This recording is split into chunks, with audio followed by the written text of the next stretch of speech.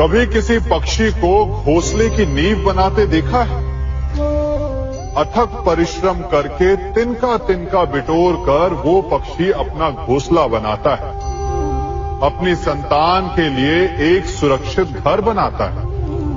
और फिर कहीं से तीव्र आंधी आती है, भारी वर्षा होती है और उसका घोंसला तिनका तिनका करके बिखर जाता है। फिर वो पक्षी क्या करता है? वो रोता नहीं, ना ही विलाप करता है। वो बिना विलंब करे फिर से अपना घोंसला बनाना प्रारंभ कर देता है और सफलता पाता है। फिर हम क्यों छोटी छोटी असफलता से भयभीत होकर परिश्रम करना छोड़ देते हैं? एक बात सदा स्मरण रखिएगा, हर वृक्ष कुल्हाड़ी की एक मार से नीचे नहीं गिरता, हर चट्टान घन के एक प्रहार से नहीं टूटती।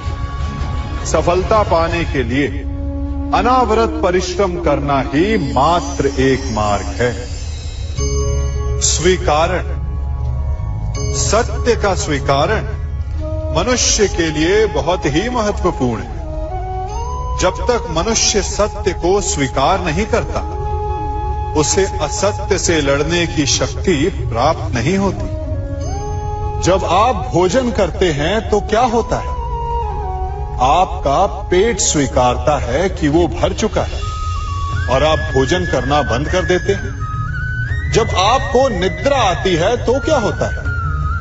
आपका मन स्वीकारता है कि आपका शरीर थक चुका है और उसे विश्राम की आवश्यकता है। उसी प्रकार जब आपको किसी व्यसन को रोकना हो तो आपको स्वीकारना पड़ता है कि बहुत हो चुका, चाहे वो लालच हो या मदिरा पान। उस व्यसन का त्यागना तभी प्रारंभ होता है जब आप ये स्वीकार कर लेते हैं कि आप उस व्यसन के बंधक हैं। हम में से ऐसा कोई नहीं जिनकी परछाई उनसे दूर रहती। हमारी परछाई सदैव हमारे साथ रहती है। कदाचित हमारी परछाई हमारे कर्मों के फलों का संकेत है। कदाचित इसी कारण कई बार हमें अपनी परछाई से भय भी लगता है, परंतु इस भय से निवारण पाने का एक साधन अवश्य है। वो है सूर्य की ओर मुख करना या किसी प्रकाश के स्रोत की ओर मुख करना, क्योंकि तब हमें हमारी परछाई दिखाई नहीं देती। यदि इसे जीवन के संदर्भ में देखें तो ये प्रकाश का स्रोत शुभ कर्मों की चेतना है। यदि आपके मन में शुभ कर्म करने की इच्छा है तो आपको कभी भी अपने कर्मों के फल का भय नहीं होगा, क्योंकि यदि आपका मन शुद्ध होगा तो आपके कर्म शुद्ध होंगे और शुद्ध कर्मों का फल कभी अशुद्ध नहीं हो सकता। आज मैं आप सबको एक कथा सुनाता हूं। एक दिन प्रातः एक व्यापारी अपने घर से निकला। घर से निकलते ही एक बिल्ली ने उस व्यापारी का मार्ग काट दी। व्यापारी घबरा गया, वो फिर से घर लौट गया और शुभ घड़ी की प्रतीक्षा करने लगा। और जब वो पुनः अपने घर से निकला तब वो वाहन जा चुका था जिससे राजा तक पहुंचकर उसे भेंट देनी थी। राजा को भेंट नहीं मिली। राजा क्रोधित हो गए। राजा ने उस व्यापारी का व्यापार बंद करवा दिया। इस कारण व्यापारी क्रोधित होकर घर पर अपनी पत्नी से लड़ बैठा। पत्नी अपने बच्चों समेत मैके वापस चली गई और उस व्यापारी के जीवन में यदि कुछ रह गया था तो केवल अंधकार। और इन सब का कारण वो उस बिल्ली को मानता रहा जिसने उसका मार्ग काटा था। ऐसा ही एक दूसरा व्यापारी राजा को भेंट देने निकला और उस व्यापारी का मार्ग भी एक बिल्ली ने काट दिया। वो व्यापारी तनिक घबराया, परंतु उसने आगे बढ़ना अधिक उचित समझा। राजा तक वो समय पर पहुंचा। उसने राजा को भेंट दी। राजा प्रसन्न हुए और राजा ने व्यापारी को अपना व्यापार बढ़ाने की अनुमति दी, स्वर्ण आभूषण दी। जब व्यापारी घर पर पहुंचा तो पत्नी को आभूषण और अपने बच्चों को देने के लिए वस्त्र थे उसके पास। हर ओर प्रसन्नता थी। समझ रहे हैं ना, दोनों के साथ एक ही प्रकार की घटना हुई, परंतु दोनों की प्रतिक्रिया भिन्न थी। ऐसा ही हमारा जीवन भी है। हमारे जीवन में प्रारब्ध का अपना स्थान है, परंतु उससे कई अधिक महत्वपूर्ण हमारी प्रतिक्रिया, हमारे सोच का प्रभाव है। क्योंकि यही हमारे जीवन को आकार देते हैं। इसलिए अपनी सोच को सकारात्मक रखिए। आपका जीवन सदैव आनंदमय रहेगा। आप इन दो पात्रों को देख रहे हैं। मेरे इस पात्र में जल है और ये पात्र मिष्ठान से भरा हुआ है। दोनों ही पात्र भरे हैं, परंतु देखिए, मिश्री को जल में मिला दिया, जल ने मिश्री को अपना लिया, मिश्री ने अपना अस्तित्व खो दिया, परंतु जल को अभिमान है कि उसका अस्तित्व अभी भी बना हुआ है। परंतु जो इस जल को चखेगा उसे अवश्य पता चल जाएगा कि ये जल अब वो जल नहीं रहा, ये अब शरबत बन गया। हमारा त्याग, हमारे बलिदान भी ऐसे ही होते हैं। जो इस बात को अनुभव करते हैं वो समझ सकते हैं कि कैसे हमने समय की धारा को बदल दिया। जो बलिदान देते हैं उनका अस्तित्व कभी नष्ट नहीं होता, अपितु उनका बलिदान संसार में कुछ ना कुछ परिवर्तन अवश्य लाता है। हम सभी कभी ना कभी, कहीं ना कहीं अपने जीवन में यात्रा अवश्य करते हैं। हमारी यात्रा में कभी पक्के रास्ते आते हैं तो कभी कच्चे रास्ते। पक्के रास्ते मनुष्य बनाता है और कच्चे रास्ते जानते हैं कैसे बनते हैं?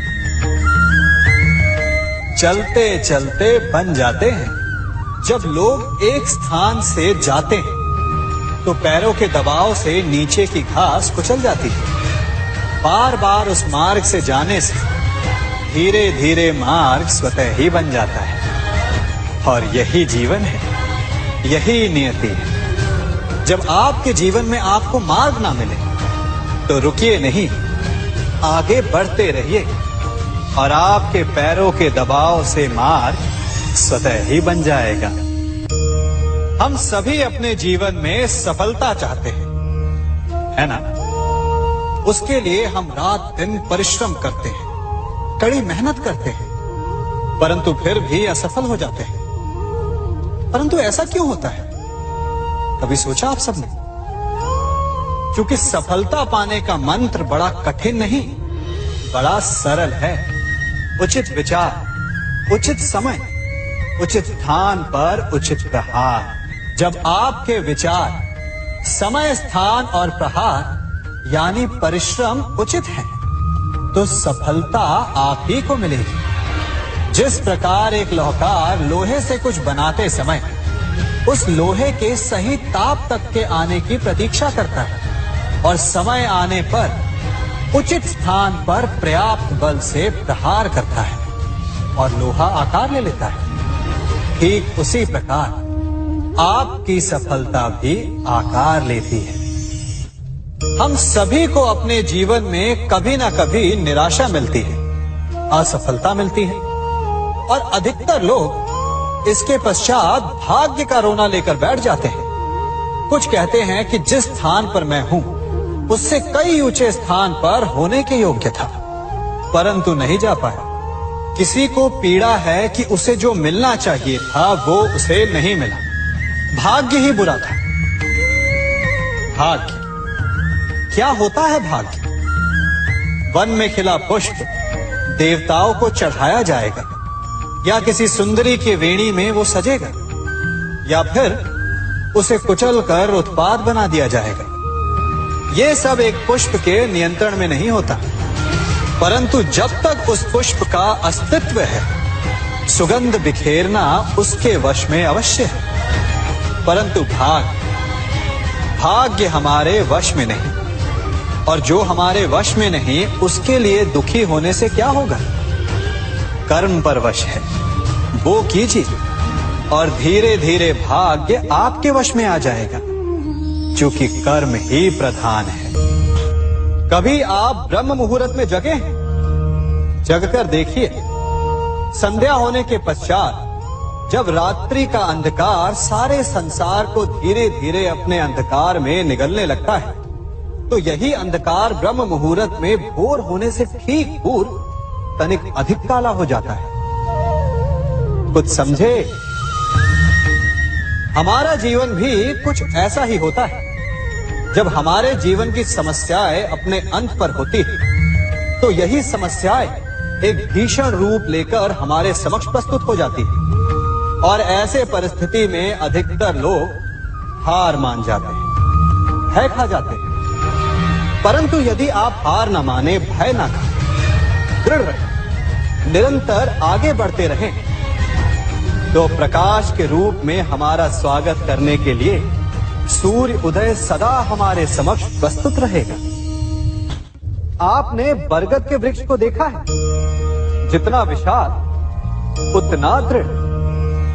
पतझड़ में वो सूख जाते हैं, परंतु दुर्बल नहीं होते, टूटकर गिरते नहीं। और उसके विपरीत दलदल में उपजे वृक्षों को देखिए, वो दिखने में तो बड़े होते हैं, पतझड़ आए या शीत सदा हरे भरे होते हैं, परंतु इतने दुर्बल होते हैं कि जल धारा के हल्के से वेग से वो गिर जाते हैं।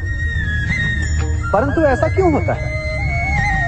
कारण है जड़ें। जिसकी जड़ें दृढ़ भूमि में है, वो हर चक्रवात, हर ऋतुओं को सह लेता है, और जिसकी जड़ें दलदल में है, वो स्वयं की जड़ों को दुर्बल बना लेता है। कुछ ऐसा ही मनुष्य भी होता है, जो अधर्म, कुकर्म और असत्य की धरा पर उपजा है।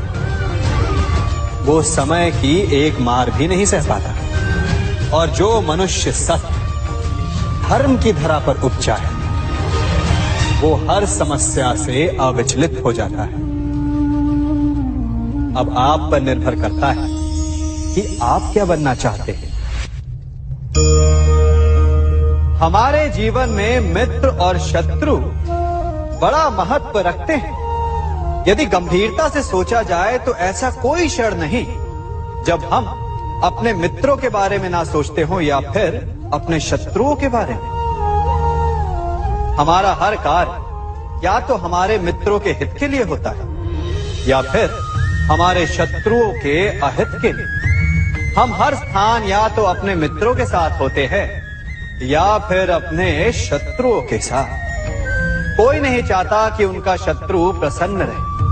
हर कोई अपने शत्रु को नष्ट कर देना चाहता है, और ऐसा करने के लिए वो हर संभव प्रयास करता है। उसे आर्थिक, मानसिक और शारीरिक हानि पहुंचाने का प्रयास करता है।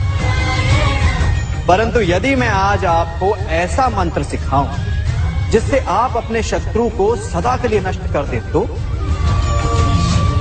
और वो मंत्र है मित्र बनाना। अपने सभी शत्रुओं को अपना मित्र बना लीजिए और आपके सारे शत्रु स्वतः ही समाप्त हो जाएंगे। मैं क्या कर रहा हूं?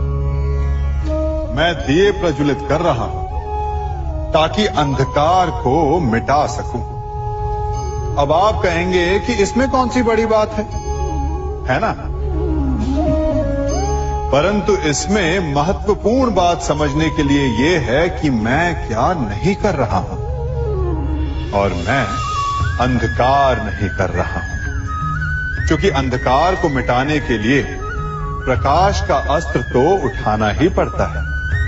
बुराई को बुराई से नहीं, अच्छाई से जीता जाता है। अन्याय को अन्याय से नहीं, न्याय से लड़ा जाता है।